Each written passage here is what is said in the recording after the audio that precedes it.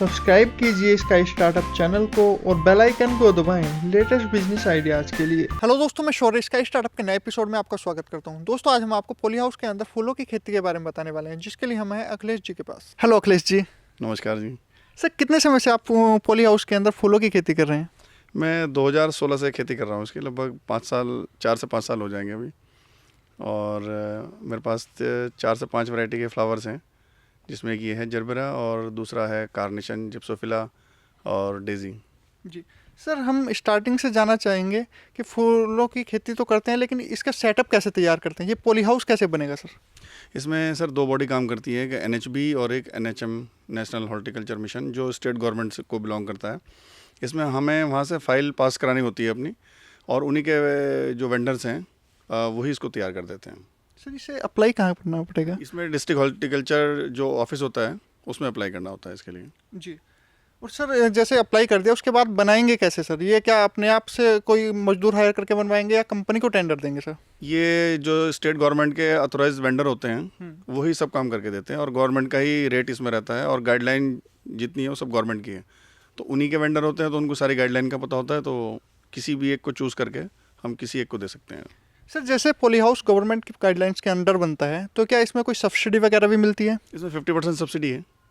इसमें गवर्नमेंट जो अथॉरिटीज़ हैं वो आपका पॉली हाउस बनने के बाद, जो गवर्नमेंट अप्रूव्ड वेंडर हैं, वो पॉली हाउस जब बना देंगे तो हम लोग गवर्नमेंट को इन्फॉर्म करते हैं कि अभी हमारा प्रोजेक्ट रेडी है। तो वो लखनऊ से एक टीम गठित होकर आती है, वो पूरी सब चीज़ डायमेंशन की को वेरीफाई करने के बाद अथोराइज करती है 50% सब्सिडी के लिए। सर, गवर्नमेंट गाइडलाइंस के अनुसार पॉली हाउस कितने एरिया में होना चाहिए लगभग? वैसे तो 1000 स्क्वायर मीटर से 4000 स्क्वायर मीटर के बीच में कोई भी साइज़ ले सकते हैं अपनी ज़मीन के अनुसार। इसमें अगर आप 4000 स्क्वायर मीटर लेते हैं तो एक आदमी के नाम 5 बीघे ज़मीन होना अनिवार्य है। जी सर, जैसे पॉली हाउस लगवा दिया आपने, उसके बाद क्या इसकी कोई मेंटेनेंस वगैरह भी देखनी होती है? इसमें समय समय पर थोड़ी सी मेंटेनेंस आती है, बहुत ज़्यादा मेंटेनेंस तो नहीं है। आंधी तूफान के समय कुछ डैमेज होने का खतरा रहता है, अदरवाइज़ ऐसा बहुत ज़्यादा मेंटेनेंस नहीं है। 4 से 5 साल के बाद कुछ पन्नियाँ जो ख़राब होती हैं उनको ही ठीक कराना होता है। बिल्कुल सर। सर, जैसे पॉली हाउस वगैरह सेटअप हो गया, उसके बाद फूलों की खेती करने के लिए सर क्या पौध चाहिए हमें या फिर बीज लाने होंगे? ये इसकी जो पौधी आती है, कुछ 4 से 5 कंपनियां जो पुणे और बेंगलोर बेस्ड हैं, वहाँ से हम लोग इनके प्लांट खरीदते हैं, और बाई ईयर इनके 1 दिन के अंदर ही हमें प्लांट अवेलेबल हो जाते हैं, और प्लांट ही हैं और बल्ब होते हैं। जी सर, जैसे कोई नया व्यक्ति हो तो वो देख रहे हैं, उसे कुछ नहीं पता, तो वो कैसे देख रेख करेगा नए प्लांट का? नए प्लांट में जैसे हम लोग, बहुत सारी कंपनियां इसमें इस तरीके से काम करती हैं कि उनकी जो गाइडेंस है, जब तक उनकी क्रॉप रहती है तो उनकी फ्री ऑफ गाइडेंस हमें मिलती रहती है। तो जब तक कोई क्रॉप हमारे लिए नहीं है तब तक उनकी गाइडेंस मिल जाती है, और बाद में फिर 1-2 साल होने के बाद अपने आप को काफ़ी तजुर्बा हो जाता है, फिर उन लोगों की उतनी ज़्यादा ज़रूरत नहीं पड़ती। सर, जैसे आपने सारे पौधे जो लगाए हुए हैं ड्रिप इरिगेशन बेड के ऊपर लगाए हुए हैं, तो क्या ड्रिप इरिगेशन बेड बिना पॉली हाउस के भी लगा सकते हैं? हाँ, ड्रिप इरिगेशन हम लोग बिना पॉली हाउस के भी लगा सकते हैं। हमारे पास जो ओपन कल्टीवेशन में है, गन्ना, पपाया और ग्लैडुलस, उसमें भी सब में हमने ये क्या ड्रिप इरिगेशन लगाया हुआ है। जी। तो सर, पॉली हाउस ही क्यों इसका मतलब? पॉली हाउस एक तो काफ़ी फ़ायदे हैं इसके। एक तो इन टर्म्स ऑफ प्रॉफिट काफ़ी अच्छा प्रॉफिट है। जो ओपन की, जैसे गन्ना हमारे यहाँ ट्रेडिशनल क्रॉप है, तो उससे 10 टाइम्स ज़्यादा इसका प्रॉफिट है। दूसरा, गन्ने में आजकल एक बहुत बड़ी समस्या है कि 7, 8, 9 महीने की क्रॉप होती है, और उसके बाद इतना ही टाइम शुगर मिल पैसे देने में लगाती हैं। तो लगभग एक क्रॉप अगर मैं स्टार्टिंग से लगाऊं तो उसका पेमेंट मुझे लगभग 2 साल बाद मिलता है। यहाँ ये कैश बिजनेस है, ये सबसे बड़ा इसका जो प्लस पॉइंट है वो यही है, सारे फुल कैश में बिकते हैं। सर, जैसे जरबरा और कार्निशन के पौध लगा दिए, उसके बाद खाद और पानी कितने समय के अंतराल से देना ये होगा? एक शेड्यूल होता है जी पूरा इसका। जो अपने प्लांट सप्लायर जो होते हैं वो हम लोग एक शेड्यूल शेयर करते हैं हमारे साथ, उस शेड्यूल को ही हम लोग फॉलो करते हैं। और ड्रिप इरिगेशन के बिना वो पॉसिबल नहीं है, क्योंकि यहाँ हमें कभी सिर्फ मॉइस्चर मेंटेन करना होता है, पानी भरना नहीं होता, तो वो सिर्फ ड्रिप के द्वारा ही पॉसिबल है। जी। और सर, इसमें पहली फसल की अगर बात करें कि फूल कितने दिन में आ जाता है? ये डिपेंड करता है क्रॉप के ऊपर। जैसे जरबेरा है, पौध लगने के 2.5 महीने बाद आ जाता है। कार्नेशन है, उसमें लगभग 6 से 7 महीने लग जाता है, डिपेंड करता है एनवायरनमेंट के ऊपर। डेजी है, वो लगभग 60 से 70 दिन में आ जाती है। अपना कार्नेशन हो गया, और उसके बाद ये ओपन में जो हम लगाते हैं ग्लैडुलस, वो भी लगभग 90 डेज़ में आ जाता है। जिप्सोफिला है, वो भी 90 डेज़ में आ जाता है। तो क्या ये सर फूल जो है रेगुलर बेसिस पे देते रहता है या कुछ समय के अंतराल से देता है? ये जैसे जरबरा है, ये तो रेगुलर ही देता रहता है। बाकी सब हैं वो अपने एक क्रॉप खत्म होने के बाद फिर वो 3 से 4 महीने का टाइम लेती हैं। उसके बाद फिर सारी प्लानिंग वेडिंग सीजन के हिसाब से करनी होती है। जी। साल में अगर मोटा मोटा मानिए तो 6 महीने सीजन रहता है और 6 महीने इसका ऑफ सीजन रहता है। जी। जी 6 महीने सीजन होता है। तो महीने। क्या सर वेडिंग सीजन में इसका रेट भी हाई हो जाता है? हाँ, वेडिंग सीजन में इसके बहुत अच्छे रेट हैं। इस बार कोरोना के बाद जब शादियाँ खुली तो काफ़ी अच्छे रेट थे।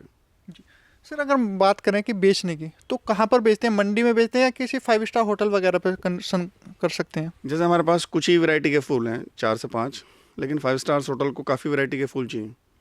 तो हम लोगों को इतना बल्क में बेचने के लिए मंडी ही सबसे सुटेबल प्लेस है, या फिर अपने जो लोकल में डेकोरेटर होते हैं उनको डायरेक्टली हम लोग सेल कर देते हैं।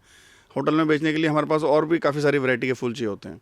तो अभी हमारा जो कंसंट्रेशन है वो सिर्फ मंडी और जो डायरेक्ट सेल है बैंक्वेट हॉल को, उन्हीं के ऊपर है। जी। सर जैसे मंडी भेजते हैं तो क्या कोई ई वे बिल वगैरह या ट्रांसपोर्टेशन टैक्स वगैरह भी लगता है? अभी तो जैसे ये एग्री बेस्ड बिजनेस है तो इसमें कोई टैक्स एप्लीकेबल नहीं है, इसमें कोई भी बिल की ज़रूरत नहीं है। सीधा अपनी गाड़ी से या और कोई दूसरा ट्रांसपोर्टेशन से दिल्ली चले जाते हैं तो वहाँ इजीली सेल हो जाते हैं। जी। सर जैसे आपकी बात करें, ये आपका पॉली हाउस कितने एकड़ में है ये? ये 4000 स्क्वायर मीटर में है, यानी कि 1 एकड़। जी 1 एकड़ में, तो कितने फूल पौधे लग सकते हैं इसमें सर? इसमें ये डिपेंड करता है क्रॉप के ऊपर। जैसे जरबरा है तो 24 से 25 हज़ार, और कार्नेशन है तो 80 से 90 हज़ार, लीलियम है तो वो भी 80 से 1 लाख, और डेजी है वो भी 1.5 से 2 लाख प्लांट एक पॉली हाउस में लग जाता है। डिपेंड करता है क्रॉप के ऊपर। जी। और सर लगभग एक पॉली हाउस सेटअप करने में कितना खर्चा आ जाता है?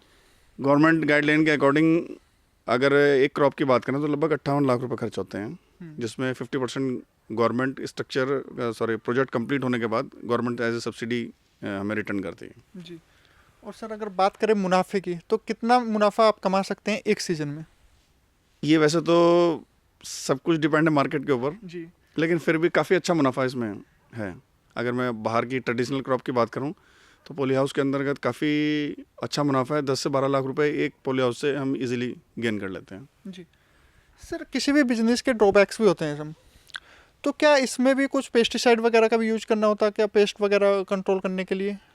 अगर मैं अपने क्षेत्र की बात करूं तो हाँ, गर्मी हमारे लिए बहुत बड़ा ड्रॉबैक है, क्योंकि जितनी गर्मी बढ़ती है उतनी ही जो पेस्ट हैं वो उसमें अटैक करते हैं। तो उनसे बचाव के लिए काफ़ी इंसेक्टिसाइड यूज़ करने पड़ते हैं। अब ये जो मौसम चल रहा है सर्दियों में, इसमें बिल्कुल 0 इंसेक्टिसाइड यूज़ होता है, लेकिन गर्मियों में काफ़ी यूज़ करने पड़ते हैं। तो सर उसका चयन कैसे करेंगे कि कौन सा पेस्टिसाइड हमें यूज़ करना है या कौन सा इंसेक्टिसाइड हमें यूज़ करना है? ये समय समय पे हम लोग देखते रहते हैं। इसमें 3 से 4 तरह के पेस्ट आते हैं अकॉर्डिंग टू सीज़न। माइट्स काफ़ी परेशान करती है। एक सीज़न में हमारे पास कैटरपिलर, और जो बरसात का सीज़न होता है उसमें थ्रिप्स। तो मोटा कुछ समय में ये वाइट फ्लाई, गर्मी जितने बढ़ती है उतने उसमें वाइट फ्लाई भी परेशान करती है। तो उसके अकॉर्डिंग जैसा पेस्ट है उसी के अकॉर्डिंग उसका वैसा ही इंसेक्टिसाइड लगाना पड़ता है। अखिलेश जी, कोई भी नया व्यक्ति अगर स्टार्ट करना चाहे तो उसे किन बातों का ध्यान रखना पड़ेगा?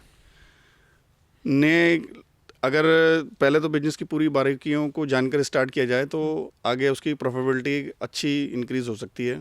तो मैं तो यही कहूँगा, अगर कोई आदमी स्टार्ट करे तो थोड़ा सा मार्केट का सर्वे और सही समय का चयन करने के बाद ही इसको स्टार्ट करें तो ज़्यादा बेटर है। अखिलेश जी, कोई भी व्यक्ति पॉली हाउस के अंदर फूल करे या सब्जियां करे तो वो मुनाफा कितने दिन में कमा सकता है? पहली फसल का कितना दिन में रुपए कमा सकता है?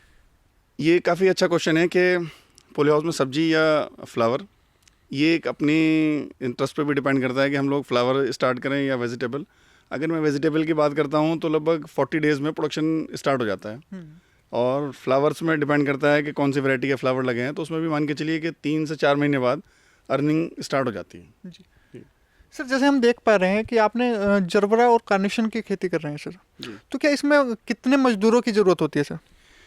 जरबरा में 4 से 8 मज़दूर, जब ऑफ सीजन चल रहा होता है तो 4 मज़दूर उसके मेंटेनेंस के लिए। जब हार्वेस्ट पे आ जाता है तो उस समय कुछ और लेबर की ज़रूरत पड़ती है। तो एन एवरेज 5 से 6 वर्कर एक पॉली हाउस में रहते हैं।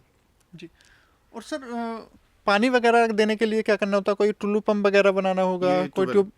ट्वेल के द्वारा ही ड्रिप इरीगेशन में काफ़ी फोर्स की ज़रूरत पड़ती है, तो उसके लिए ट्वेल की आवश्यकता रहती है। और अगर हम लोग सोलर से स्टार्ट करते हैं तो बहुत ही अच्छा है, क्योंकि जो इलेक्ट्रिसिटी है उसमें काफ़ी बाधाएं रहती हैं, कभी यहाँ ब्रेकडाउन हो गया यहाँ, तो इस बार हमने सोलर भी अप्लाई किया है, तो इस बार वो वाली समस्या भी लगभग ख़त्म हो जाएगी कि कंटिन्यूस पानी मिलेगा सोलर की वजह से। ये थे हमारे साथ अखिलेश जी, जिन्होंने पॉली हाउस के अंदर फूलों की खेती के ऊपर हमें जानकारी दी। नमस्कार अखिलेश जी। जी धन्यवाद।